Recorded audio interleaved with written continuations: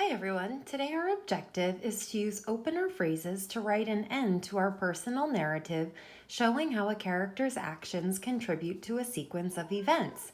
An opener phrase takes place at the beginning of a sentence. It is a phrase that is not a complete thought and therefore it cannot stand alone. We need to use a comma to separate the opener phrase from the rest of the complete thought. So if we take a look at a quick example, the example says early this morning. And notice if I just left the phrase like that, I need more information. So I used a comma and then followed it with the complete thought. The sound of my dog snoring woke me up. I could leave out this opener phrase of early this morning and the rest of the sentence still makes sense. Opener phrases help give the reader a little extra information, and in this case it tells us when I woke up early this morning. Thank you to Jack for snoring and waking me up. So our goal today is to try out those opener phrases as we finish our piece. So yesterday, I was just about finished with my middle main idea of helping Wilma with her groceries. I'm going to finish that up today and show you how to transition to our end using opener phrases. So if I quickly reread where I left off, it said, without even thinking, I quickly pulled off to the side of the road and called out to Wilma. And I can even start with an opener phrase right here by saying, even though.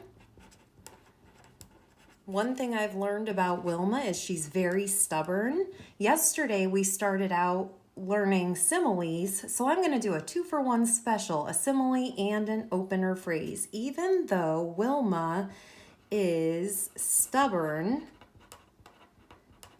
as there's different kinds of animals that are stubborn, and a bull is one of them. It's a very stubborn and tough animal. So even though Wilma is stubborn as a bull, comma, that's my opener phrase because that cannot stand alone, I convinced her to let me drive her home. End of my complete thought. So we know we need to put a period right there at the very end. And then let's see, with a heavy sigh, that's when we take that deep breath. That's what Wilma did. So with a heavy sigh, again, that phrase cannot stand alone. So that is an opener phrase. Wilma climbed in and with a heavy Southern accent, I want my reader to hear that, with a heavy Southern accent, said, and sometimes when we write stories, we have a little bit of dialogue. So when we use dialogue, we use quotation marks to show that dialogue. And all Wilma said was, thank you, honey, with that heavy Southern accent.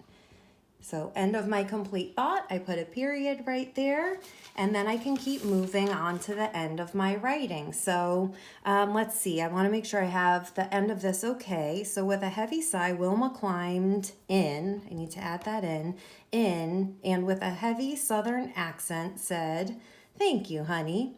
So let's see. We unloaded her groceries. Unloaded her groceries. And she thanked me again. She thanked me again with a hug this time. Again with a great big hug. Great big. I'm going to put that in all capital letters. Big hug. Now, I feel like I've shown the reader very clearly about the time that I helped Wilma with her groceries, so I can move on to the end of my writing. I do need a new sheet of paper because I've reached the end of that one. So again, same as always, when we start a new paragraph, we show the reader that we're starting a new paragraph. Again, I want to keep my focus on using those opener phrases. So the way that I could end my story is by saying, from that day forward, from that day forward. And this is an incomplete thought. It's a phrase that cannot stand alone by itself. So we do need to put that comma. Taking Wilma.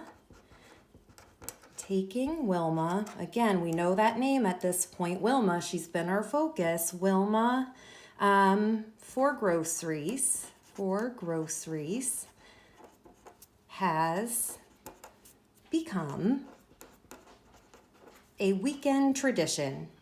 Every weekend we take Wilma for groceries. A weekend tradition. End of my complete thought. Now I need just a little bit more for my end. That's not quite enough to end this piece. So I can help the reader by showing them that this has taken place for a long time, over the last 13. And 13 is a number greater than 10, so I can use the digits. Over the last 13 years. And guess what? That's an opener phrase. It cannot stand alone, so I need to put a comma right there and show the reader over the last 13 years, Wilma has become more than a neighbor, has become more than a neighbor, more than a neighbor. End of my complete thought. And then my final sentence is, she has become family.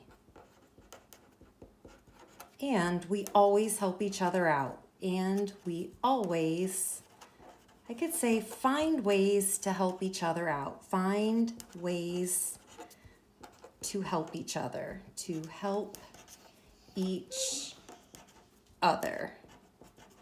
End of my complete thought. So if I were to show you very quickly an example of where I used an opener phrase today, it's right here at the beginning of my end. From that day forward is not a complete thought. I needed to use that comma to continue my thinking. Your job today, opener phrases to write the end of your narrative piece. Bye for now.